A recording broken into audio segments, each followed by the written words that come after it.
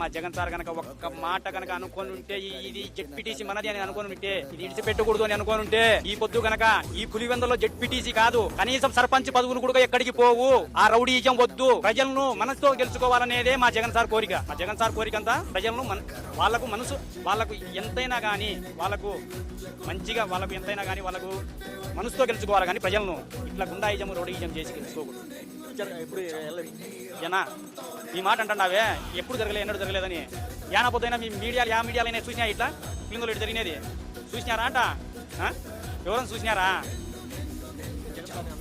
ఇక్కడ మీరు ప్రభుత్వంలో ఉన్నా కూడా ఇక్కడ కేసులు పోయేదానికి ఎవరు భయపడేదానికి ఎవరు ఏం లేరు. మీరు అక్రమ కేసులు పెట్టినా ఏం కేసులు పెట్టినా ఇక్కడ భయపడేవాడు ఎవరు లేరు. అదే రౌడీజం వీడికి వచ్చి చేపించి నేను గెలిచినా అనుకుంటున్నారేమో. నేనుగా చెప్తున్నా, చూడు రియల్ గా చెప్తున్నా నేను.